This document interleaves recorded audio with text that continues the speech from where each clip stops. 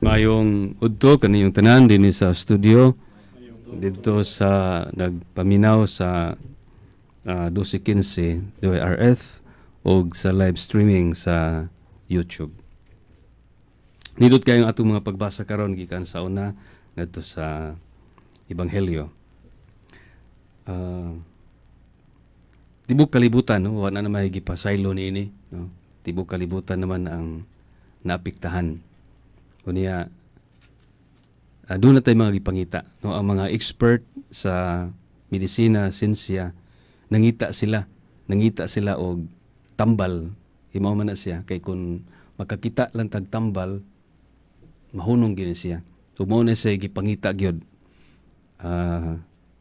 sa mga pharmaceuticals ug mga individual nga mga tao nga nakamao sa sinsya. Samtang mao ni gipangita sa mga eksperto, mga doktor, doon na tayo laing gipangita ang mga tao nga nagtuo sa mga kanato. Doon na tayo gipangita. Unsa man ang atong gipangita? Gipangita nato ang kahulugan ani. To make sense. Ngano man ni siya? Nganong nahitabo man ni? Unsa may mensahe sa Ginoo? Importante kay ni siya. Unya kining pag lockdown sa Sugbo, dili lang ko di Pilipinas ug uban pang mga nasod, no, tibok kalibutan naman ni siya. Kaya ato mang nakita nga diha man sa paghunong sa atong mga kalihukan kapugnan ang pagkuyanap. Nining pag lockdown usas mga nindot kay natong mabuhat mo pagpangutana unsa man ang kahulugan niini. Kay kun atong makita nato ang kahulugan, ang katarungan, ang mensahe, mahimo nga gaan ang atong mga buhaton. Gaan ang atong pagpuyo sa balay. Dili bugat. Hindi na makalakaw. Kana kung atong makita ang kahulugan. Kaya ang kahulugan niini mo may maghatag og meaning. Kahulugan, meaning, pariharaman. Kaya ang kahulugan mo may maghatag og kagaan. Unya, kay makaingon ta, gituyo ni kay mo ni sa hinungdan. So dili na bugat karon, bugat mo kayo. Kadi ta kalakaw, di kaadto sa mall. Kay kung nag-uol tang di kaadtog mall, mas nag-uol pa nang maligya as mall. No? So, importante kayo nga mahat. Si Pope Francis, sa iyang tigali kadaghanan ninyo na nakadungog, naminaw, tanaw TV, misunod sa iyang mensahe, nihatag na siya sa iyang panabot, no? Sa iyang take to make sense of what is happening. Nya, nindot kay iyang gisulti, basahan ninyo o paminaw mo pag-usab. Among others, iyang gisulti lang, no, nga usa daghang nindot kay pero usa lang kung nga punoy panahon na nga to make choices. Pagpili unsay importantes kinabuhi, unsay dili. Kay usahay god ang atong kinabuhi, busy na kayta daghan kay mga butang. Gani mo sa itong ebanghelyo, no, kauban ni Marta ug ni Maria nga ingang Ginoo nga sus kanimo Marta, nabalaka ka sa daghang butang nga usa ra may gikinahanglan. Muna kang Pope Francis, kining panahon ni sa pagpili unsay importante o unsay dili. Karon mo gini nahitabo, no? Karon wa kita wa na tay mapili kay naamtas balay, wa na tay mahimo kundi ang atong buhaton na lang yun ang importante. What is essential and what is not essential, wala to gibuhat. Sa may di essential, dili di essential nga kanunay ta small, di essential nga kanunay ta nagsuri-suroy, no? Ang essential ra gyud kaayo di ay nga lang tay gamayng makaon, mauna naata sa atong pamilya. Muna kang Pope Francis, kamulay mo tiwas ana. Doon ako'y gamay, kung atong pangutanan, unsa ang kahulugan, atong tanahon, unsa ang kahulugan, base sa atong mga gibasa karon. Kaya sa ako nang giingon, if we can make sense of what is happening, then, to go through all the difficulties, sa mga daghang butang nga di na ito mabuhat, na atas balay, kining tanan mahimong gaan, kay nakita man nato ang kahulugan. So, allow me, tuguti ko nga, I will attempt to make sense of what is happening based on sa atong gibasa karon. Na una sa atong ang first reading nga gikan sa libro ni propeta Ezekiel. Miingon siya sa una gyud nga sentence, nag-ingon ang Ginoong Dios, ablihan ko ang inyong mga lubong ug banhawon ko kamo o katawhan ko, dadon ko kamo balik sa Israel ug unya hibaw-an ninyo nga ako mao ang Ginoo. So kini siya kining giingon ni propeta Isaias, iyang gihatag gidasig pagbalik ang Israel. Iyang gisaaran, banhawon ko kamo gikan sa inyong mga lubong. Nya dadon ko kamo balik sa Israel. O niyang ingon siya, ug aron mahibaw kamo nga ako mao ang Ginoo. Kana mo'y unang kahulugan nga atong ihatag. Kining nahitabo day nato, pahinumdum ni Ginoo nga makahinumdum ta nga siya di ay at pinakaginoo, siya ang atong Ginoo. Tingali gipahinumduman ta sa Ginoo nga sa atong pagpuyo dunay Ginoo nga atong mas gihatagan og dakong bili. Nakalimutan nga siya ra gyud. Kaya ato ba hinumduman nga Ginoo baya? Unsa siya? He's a zealous God. Ginoo siya nga siloso. Ug dili siya buot. Gani na na sa commandment, no? Nga higugma ang Dios sa tibuok kasing-kasing ug santusa ang adlaw para sa Ginoo. Ayaw pagsimba og laing Dios. Siguro gipahinumduman ta sa Ginoo niya. So atong tanawon na siya nga unsa diya sa kahilom sa atong mga panimalay, atong pagtanon, kinsan man day kaha ang akong gisimba, kinsan may atong nahimong Dios akong kinabuhi, kinsan man yung mga Dios nato. Ang mga butang nga maoy naggitagaan nato mas taas nga panahon, gigahin nato ang atong gani mo'y atong gigugol ang atong mga talento, kini mo'y atong mga Dios ug gipahinumduman ta sa Ginoo aron kamo masayod nga ako ang Ginoo nga inyong Dios. Muni siya para nako una nga pahinumdum nato, una nga maghatag og kahulugan, gitugot sa Ginoo aron kita pahinumduman nga dunay Ginoo nga angayan nga hatagan nato sa atong panahon, angayan nga atong halaran sa atong kinabuhi og talento.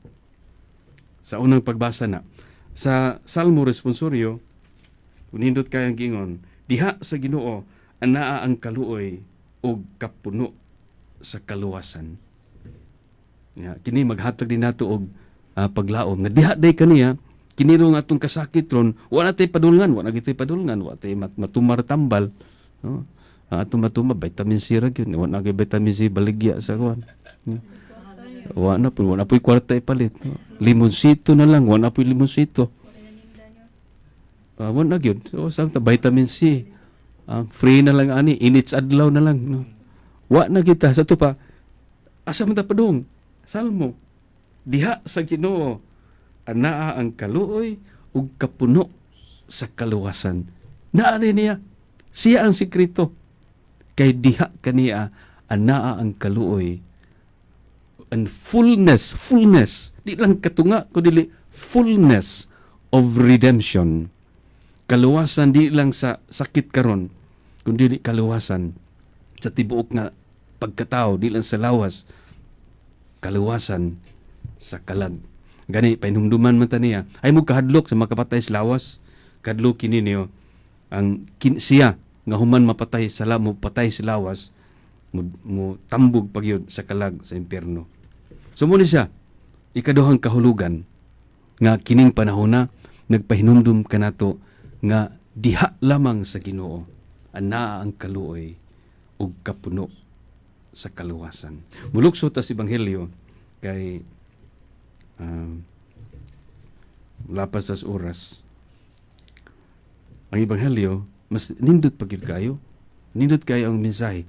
Kung tanto ba, unsa may mensahe diya?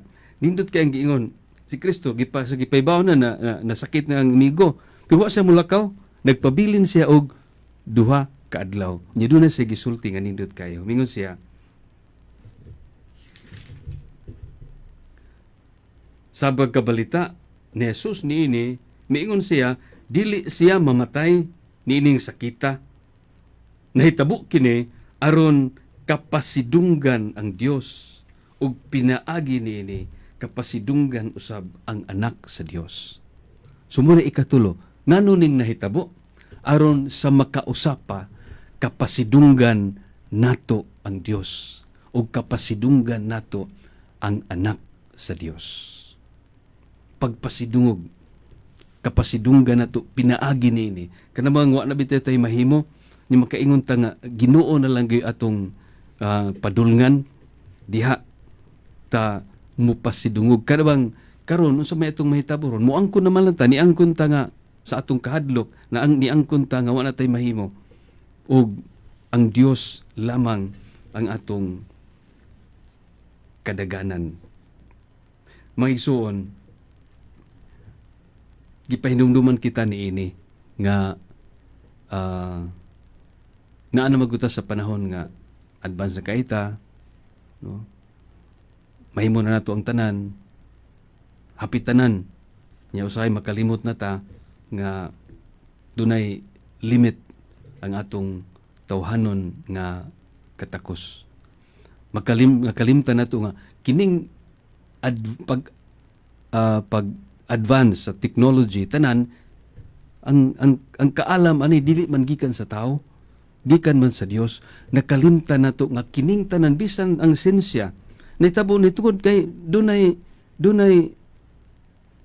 kaalam nga mas labaw nga gigikanan sa tanang kaalam. Unya usahay makalimtan man ni nato. Nagtuo man ta nga kining tanan gikan sa atong kaugalingon nga kakayahan.